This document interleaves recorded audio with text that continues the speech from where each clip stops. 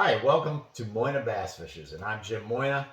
Today we're going to talk about the different levels of skill and advancement as far as being a competitive angler is concerned. And I kind of wrote it out right here. Um, Here's the bottom level. Here's the top level. This is your noob level. This is your national tournament pro level. So I'm going to talk about uh, just things you need to keep in mind as you ascend this level, things that affect the rate at which you ascend this level. So let's get right into it. We'll just talk about the characteristics of each of these levels. Some of you guys might be here, some of you guys might be down here. Just wherever you are, these are the things that I look for, things that I expect to see at each level, and things you need to be aware of before you start moving, thinking you can move up. Okay, so at the bottom here, that's your noob level. Okay, this is the person who perhaps, and before we get into that a little further, the amount of time that it takes to get from this level up to this level, or from here up to here, that's going to vary depending on what I'll talk about later. But the most accelerated uh, amount of time, really, to go from here up to here, I could see somebody with absolutely no experience, just a brand new guy. He could literally be challenging at the Bassmaster Open level or the MLF Invitational level. He could be challenging at that level, like in 6 years, if he's all in on it. But anyways, we'll get into that a little bit. So let me just kind of go through each of these levels and describe where we're at with them. Okay, with the noob, you're talking about a guy who's got a tackle box. He's got either no equipment and no experience, or maybe he's got a tackle box where everything he can fit is in a box this size. Maybe he's got one or two poles, or he's got access to one or two poles that's in his mom's garage. The line on the reels is maybe 8 years old or older.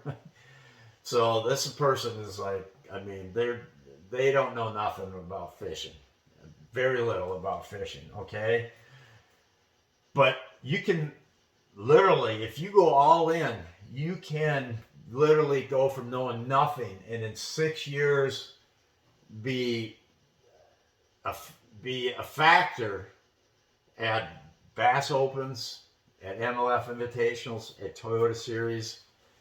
But that's a really accelerated rate, but it's possible. And we'll get into that later. Okay, now the beginner level. This is a guy who's he's got five outfits, five fishing rod outfits. And he's the guy that you start fishing as a co-angler at this level. Okay, maybe you join a bass club, and I recommend you do get in a bass club. I recommend you start being a co-angler in events, just trying to get as much experience. If you got a friend who has a boat, let it be known that you want to be his fishing buddy, and you'll pay for the gas on those trips and whatever, help with expenses. But the beginner level, and the part of it is you're trying at the beginner level, you're trying to get this experience. You're trying to expose yourself to fishing under different conditions, learning what it's like to fish under weather conditions. What it's like in the spring, summer, fall, winter, cloudy, sunny, windy. You're just trying to expose yourself to as many elements as you can.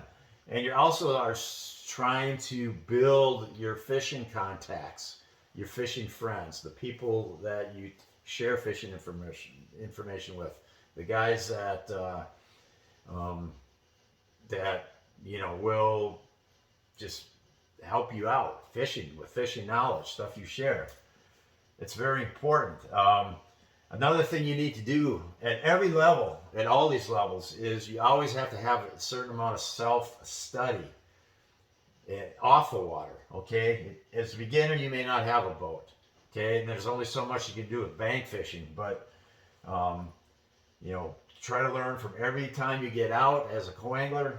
As if you join a club, maybe guys can get you out. You get paired with guys that can take you out. But the self-study is, do read those fishing magazines, pay attention to YouTube fishermen and what they say, pay attention to Bassmaster tournaments, pay attention to MLF tournaments, and NFPL tournaments. Just pay attention to all that stuff. Read all that stuff, take it in. That's the self-study, and that never quits. That's always. You always have to be, no matter what level you're at, you have to be taking in this self-study, this knowledge that's in the media. Take that in. So, what else do we got to do? You can also start, if you find the right guy with a boat, you can start getting in buddy tournaments at this level. He's got the boat, you got the gas money. That's a great way to start learning how tournaments operate. It's just time on the water at all levels is of the essence. Okay.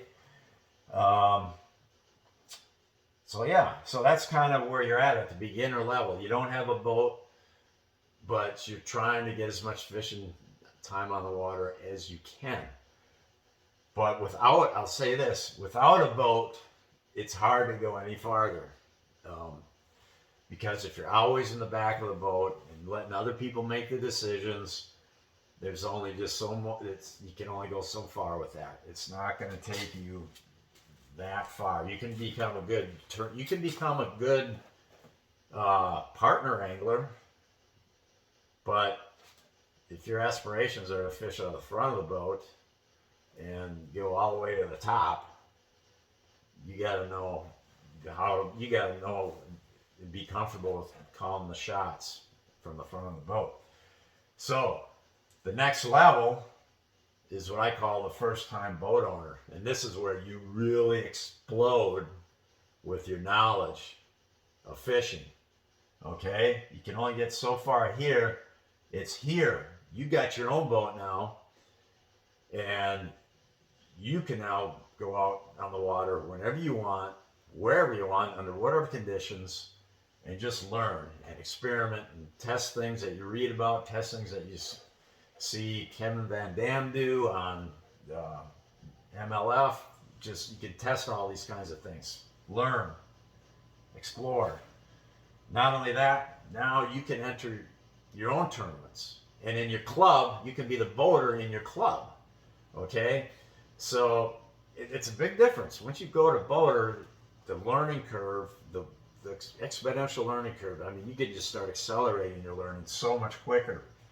And it doesn't, you don't have to start out with the top of the line, classy, brand new boat.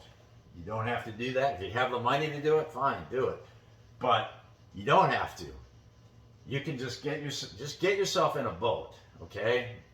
That's, it's functional and it's reliable, okay? It doesn't have to be brand new. Maybe it's a 10-year-old boat, fine. Get yourself in a boat. And money's a constraint. Money's a constraint at all these levels, okay? So if you have unlimited access to money, get whatever boat you want. But try to get some kind of boat. And that's going to really help you accelerate your learning. And even though you are a first-time boat owner, you can still enter tournaments as co-anglers. You can still enter buddy tournaments. In fact, I still enter buddy tournaments. Not many, but it's always a learning experience. So those things never go away. But you can. There's just so many more options when you get to this level. And of course, don't ever forget the self-study that you still have to undergo. But how long you spend at this level is however long it is until you buy your first boat.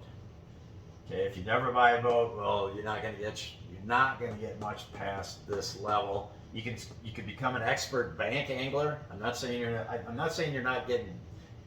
you can't be a good angler fishing from shore and that sort of thing. But I'm talking about competitive fishing where you get in a boat and you just can't get over this level. I mean, if you want to be a national touring pro at the top up here, there comes a time where you got to buy a boat. So, but the amount of time you spend here will shorten the amount of time you need to spend here. But this is still a very critical time, okay? So once to get to the experience, this next level, which I call the experience local level, that means you've become experienced fishing your local waters, and maybe some waters that are just slightly out of your region, or they're in your region, but you know, they're like 5-6 hour drives away. So you're starting to gain, you've kind of got a good feel for your home lake, you've got a feel for other lakes in your area, in your region. And at this level, you know, you've seen some success down here, and moving to this level, it's just, you're just expanding. You're expanding outwards, your reach. You're expanding into other lakes, other stuff in your region. You're just reaching a little further out. Let's see, what else I got here? And at this level, it may be time that you start. By now, you should have some kind of a network of fishing buddies, fishing friends, because that network is important to rely on. That's in my case. If I look at how I progressed through this, contacts I made were very important. Not that they would tell me, here's GPS coordinates, go fish here, but just sharing fish catching ideas under different conditions, sharing certain baits sometimes, like here's a bait, this has really been working good for me, go get yourself one, try it. So stuff like that. Just that fishing network that's important, because being successful up here, it's so much of it is all about the information you know and how you boil it down, how you sift through it and make those split-second decisions, or those, on the water decisions based on all the information you have. Fishing's so much of it's information dependent and experience dependent. So having that network in place, it's just more information gathering for sure, and it's fun. It's fun having buddies that are in fishing. At least for me it is. So, and most people. So the other thing is, just remember, your learning never stops. You still have to do keep up with reading stuff, keep up with watching videos. Never give up on that stuff, and watch the right videos, okay? When you're down here watching videos as a beginner, it's going to be a little harder for you to discern what's really beneficial and what's not, but I recommend that you watch videos from guys that are on the Bassmaster Elites, or guys that are on the MLF Bass Pro Tour.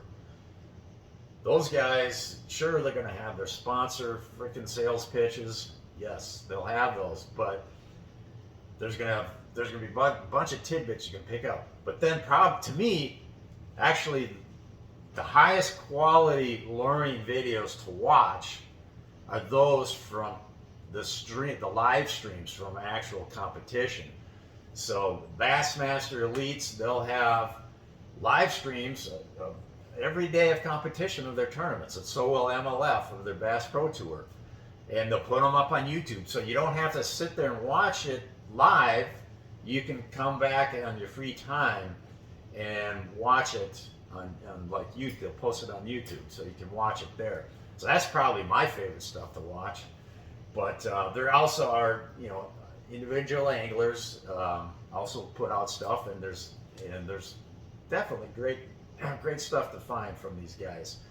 I'm sure there's other YouTubers who, they don't fish at the BPT, they don't fish in the elites, I'm sure a lot of those guys are quality fishermen, but for me, I want the proven stuff, and I'm going to get that from the guys that are on the BPT and the elites and from the live streams, especially those live streams, because you are seeing on those live streams, you are seeing the anglers catch those fish. You're seeing what they're catching on. You're seeing the weather. You're seeing the watercolor, and then you're having, Mark Zona, Davey Height. You're having JT Kennedy. You're having Marty Stone analyze the catch based on their multitude of years of experience. So it's really informative. It's been a great learning curve for many of us, or great learning experience. So anyways, and at this, once you're at this experienced local level, you got to weigh in you got to start weighing. We all have only so much time. So is it still worth your while to fish a small local club tournaments? At some point, you're going to probably have to give that up, and that's usually somewhere in here. In the co-angler part of it, you're going to be giving that up at some point, somewhere in here.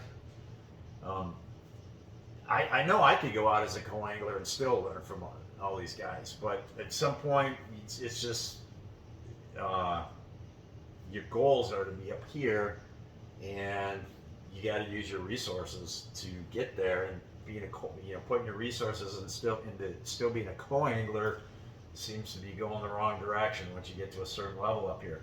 Now we're going to talk about this level. This is the advanced fisherman, meaning advanced. You're advanced in your local lakes. You're advanced in your region.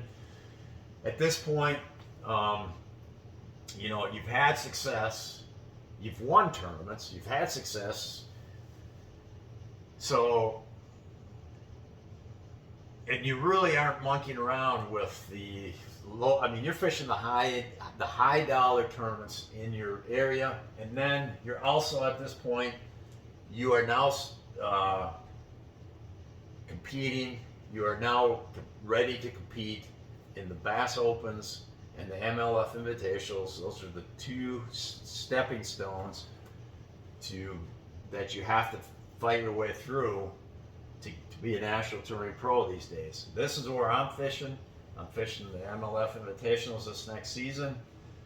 I still kind of consider myself a national touring pro. It's just that I'm just not. I was there, then I just got lost in the shuffle, and so now I'm here. Kind of sucks, but so this is where I'm fighting. But if you're at this level, you got to have your stuff together. I mean, you better have done well on your local lakes, regional lakes. You got to have them. You got to know what you're doing, okay? And not only that, at this point, you got to have quality equipment, up-to-date equipment. You can't be running around with a 12-year boat anymore here, okay? You need the electronics. You got to have electronics that are up-to-date, recent. You can't be you just can't be fishing with out-of-date stuff. You can't. Now, aluminum boat's not out of date. A new aluminum boat with like a 200 horsepower is not out of date, because most guys run the big fiberglass boats with 250 horsepower. I'm not saying aluminum boat's out of date, but you want to keep that stuff updated, because you want your equipment. You want newer equipment that's more reliable, that's not going to break down, whether it's bilge pumps, prop shafts, whatever. You want that stuff up to date and ready for advancement. You need everything in your favor to punch through this level. Then, of course, if you're lucky enough to punch through this level, then you are at the top up here. Okay, but don't ever. Don't ever forget, you got that self-study is never quits this whole time. You can't ever slow down and back away from your self-study. Now, what's the amount of time that it takes to get from here to here? Okay? Well, that's based on many things, and I've written those down right here, okay? And maybe we should erase this board and start over with, I'm going to write down all the things that I consider, or that I consider that factor into affecting your rate of ascension, the rate at which you climb through the ranks. Okay, so, well, that didn't erase very good. I just bought this whiteboard. Yeah, that kind of sucks, but I think it'll still show up good with this black. All right, so the rate of ascension. Start with rate.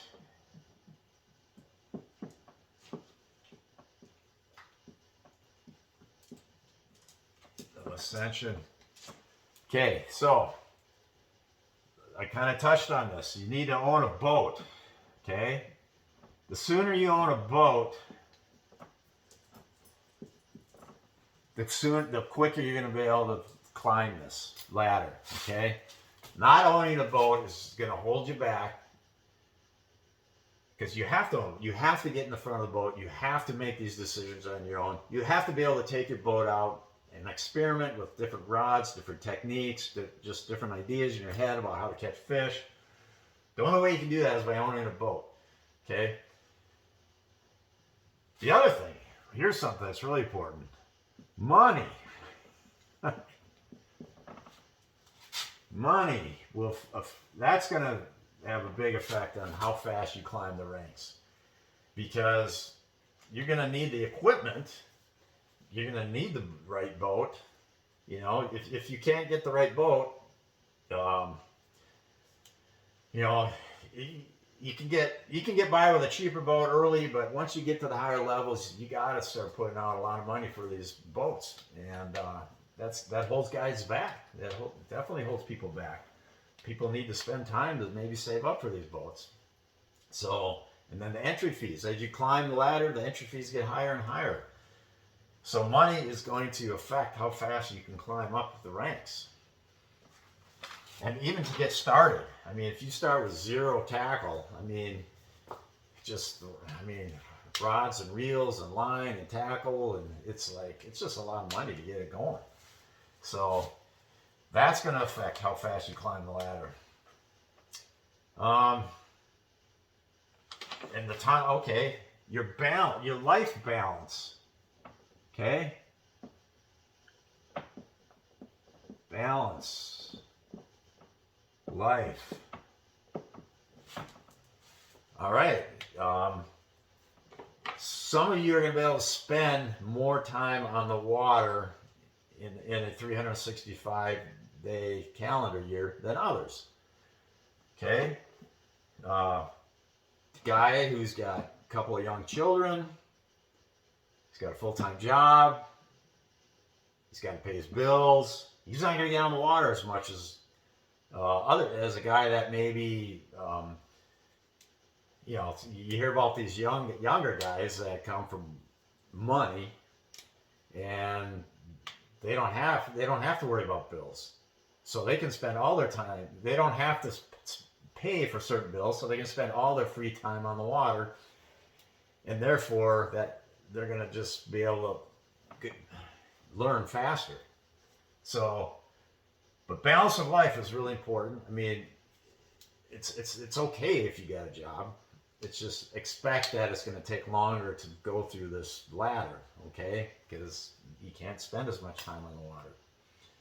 And maybe you want to be a national touring pro, but there's other things in life that are important to you.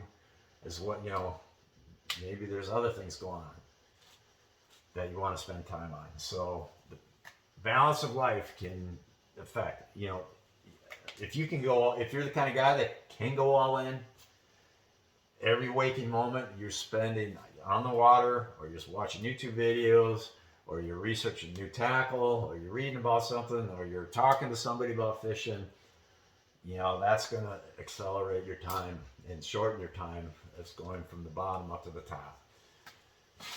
Next would be, and this kind of ties into the time on the water, okay?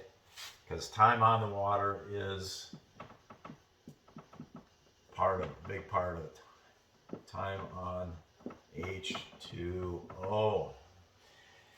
Okay. Okay.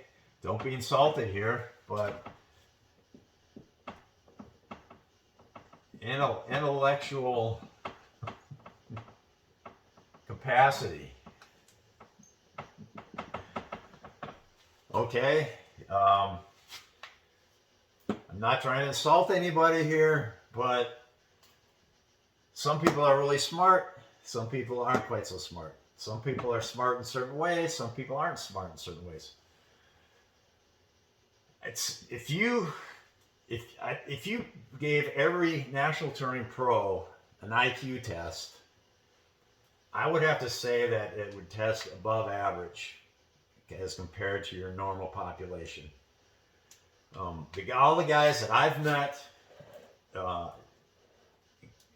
it's just, I'm impressed with how well, I mean, a lot of times, like for example, our Bridgeford team has 6 guys on the team and 1 gal. And when we get together, I'm just impressed with the intellectual capabilities of these people I'm sitting with. Because we have like team meetings with the Bridgeford management people and that. And I always feel like I'm the dumbest guy in the room, but I know I'm not that dumb. But it's just, and then just other people I've talked with. I mean, and just watching other people's videos, it's just the intellectual capabilities of your National Touring Pro is, it's above average, for sure. So, but it doesn't mean it can't completely stop you, but it might just make you take a little longer to get there. Like in my case, I'm not a genius by any means, but I feel like I'm somewhat capable intellectually, and I may not pick up on things the first time around, but eventually I get clued in on things, and you know, and that's an advantage in fishing. Just it's that know-how. Just for example, I'll give you. I mean, I've heard it said by more than one person that Kevin Van Dam's like a computer. The guy can just regurgitate just facts about past tournaments out of his head. Tournaments he's been in and tournaments he hasn't even competed in. Jacob Wheeler, the same thing. I'll never forget one time when I sat down and had a moment to just talk with Jacob one evening, and this was probably about 5 years ago, maybe 5-6 years ago, and he knew everything about how I fished. I'm like, how do you know all this? And it was just from his own self-study and just his ability to remember what he's seen. And I think guys like that just have an incredible capacity to remember all the information that they take in, the information they read, and just their memory recall is superior.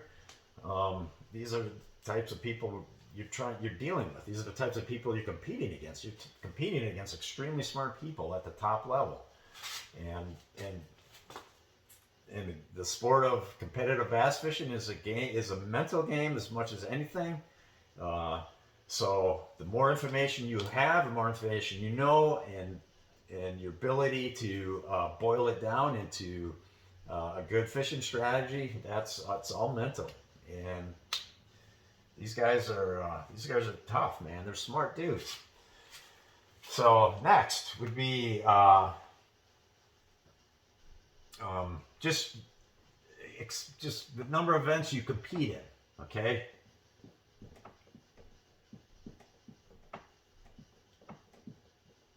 Time on the water is great, and you need to have that, but you don't want all your time on the water to be just fun fishing, but also you don't want all your time on the water to be fishing events, okay? But you do want to stuff as many events as you can into your calendar or into your balance of life that you can. So if you're an all-in guy, you got nothing else to worry about in life, you don't have any kids, you don't have a wife, you're just whatever, well, you can cram tons of these events in, and that just gives you just massive amounts of experience in a lesser amount of time, which helps you climb the ladder sooner. But that fun fishing is important because that's where you can test things, experiment with colors, experiment with different rods, reels, line combos, and so forth. I guess I kind of touched on this, but your circle of influence. So this would be the people. This would be your fishing circle, okay? And that definitely affects your rate of climbing, okay? For example, if you're Randy Howell's son, Randy Howell fishes on the BPT, if you're his son or some of these other guys' sons, they have access to their fathers who have made these huge connections and have vast storages of knowledge of fishing themselves, and their sons have immediate direct access to this, and that's going to that circle of influence, that mentorship from above, is so connected and so wired in that that's just going to help their ascension, their rise. Okay, if you don't have that kind of access, and you don't have that, if you don't have a super plugged in network of guys that you're hanging around with, that's going to, the information is going to come a little slower. It's not going to be as you're not going to be able to bounce ideas off of somebody else as easily, perhaps, or somebody who maybe doesn't quite have the knowledge. So that's important. I mean, I'm never a guy to say, hey, be a friend of this person because he'll give you something. I'm not saying that. I'm totally not that kind of guy. In fact, I'm more of an introvert, if anything. I'm kind of a guy who more keeps to himself than anything. But I am saying this is a factor, and I'm not saying to try to make fake friends just so you can climb the ladder. By no means, that ain't cool. But I'm just saying that is a factor. Okay. How much self-study you do? This, self-study is, I've kind of been pitching that. The self-study is meaning when you're off the water, how much videos are you watching? How much magazines are you reading? How many guys are you calling on the phone and just discussing fishing with? Okay? I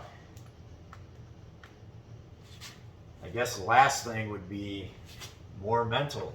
Again, this would be your passion, your drive, your determination. Okay? That's what makes it all go. If you don't have this, you're not going to take time to watch videos. If you don't have this, you're going to not, there's so many of the stuff you're not going to do to the same level. You got to have this. Okay? This is what puts you out on the lake when it's raining and cold and nobody else is out there. You're out there because you have the passion, drive, and desire to climb the ladder and make it to the top. This puts you have to have this. You can't just, and you can't manufacture this falsely. Throughout my career, there's times when this sags. There's times when this rises. Okay? And believe me, when it sags, you're going to pay the price. But when you rise with this, that's very beneficial, always. So that's kind of a lot of what affects how fast you raise up the ranks, or these things here, what I've said about these things. Now, there's a limit. Some people just can't get any higher than a certain place. Okay? And that's, well, it doesn't clean up very well, does it? So I guess what would be the limiting factors to how far you can rise up? Okay. Um, these are the kind of things we already talked about. But money, limits. Okay, first we put the limiting. These are the things that are limiting. Money.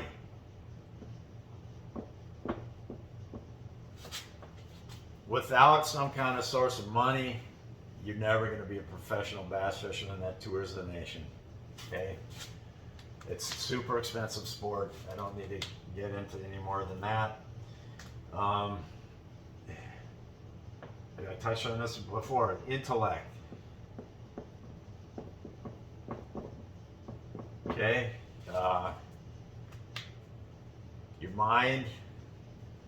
Your mind can be limiting. Okay? That's for whatever reason.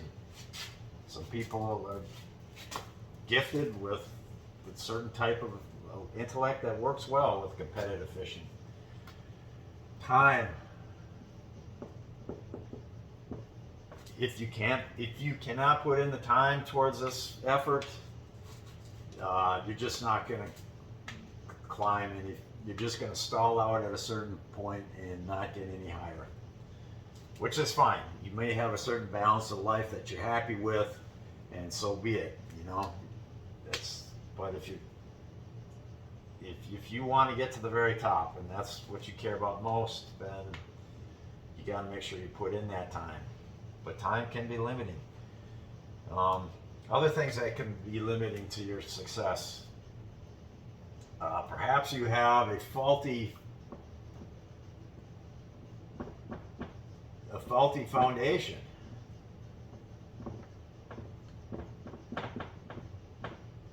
Perhaps I don't know. The pillars of success aren't there, or they're misinterpreted, and but this can be corrected over time.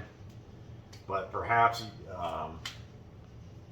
if you're stubborn and you aren't willing to try to correct and explore as to why you're not having any more success, that will limit you. So a faulty foundation, meaning for whatever reason, you built this image, you built this strategy in your head of what should be successful, and it just isn't.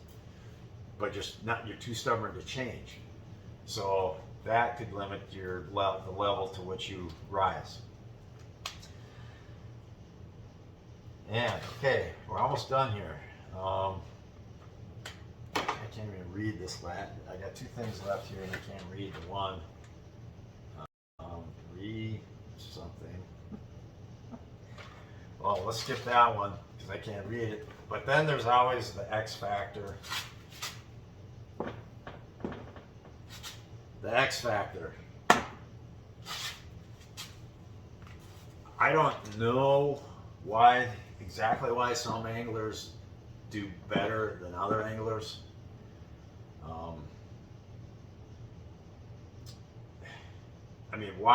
There's certain anglers that I've run into, and I know it seems like they're doing everything they should be doing, but for whatever reason, they just get stuck at a level, and they just struggle there. They don't get any higher. And in my case, I'm kind of stuck where I am. I got knocked down a level, and I'm trying to get back there. I've been trying to get back there for 3 years now, and trying to put that together in my head, trying to evaluate where I need to improve, what's not working, what is working, and hopefully I can get back there. So I'm trying to read what this last thing is. Here, I do have my glasses in here, so maybe that'll help. The last thing on the list is, that's just, you just keep in mind that you're always going to have to be retooling to some degree. Okay? Retooling.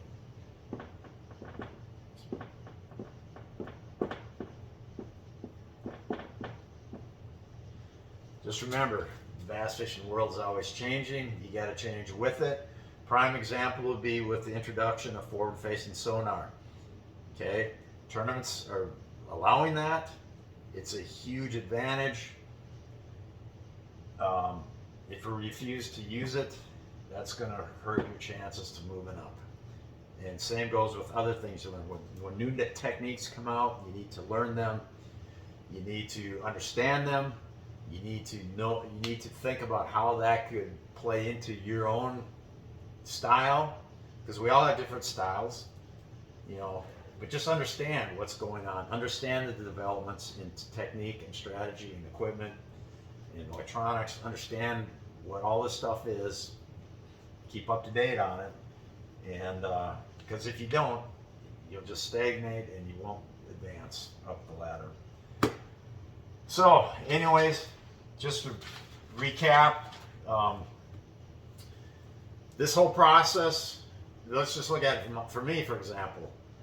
The first time, I mean, I've been fishing my whole life as a kid, so I had that basic background. I joined my first bass club in 1983 when I was 18. And I never fished a money term because I was going through college. So my first money term was 1989. I think we fished like 5 or 6 money tournaments in a team competition. And I still didn't have a boat yet. Okay, I was fishing out of my dad's boat this whole time, when he'd allow me to use it, which often he did. But I was in a club, so I was fishing out of other guys' boats, and I had other friends who would have dads who would take me fishing, and I'd go fishing with them. And of course my dad would take me fishing. So I did that from 1983 to 1989. 1989, I started fishing money tournaments using my dad's boat. They were low end tournaments, but with a lot of good local anglers in them. And low end, I mean low entry fee. And I think we cashed one check out of like 5 or 6 terms that year. But then we went ahead in 1990. I got my own bass boat. We had more success fishing money tournaments on team trails, and then just started building from there. Then not only that, I was in a network. I had access to excellent people in the fishing world. Okay, I was working in a book publishing company that published outdoor books, including fishing books.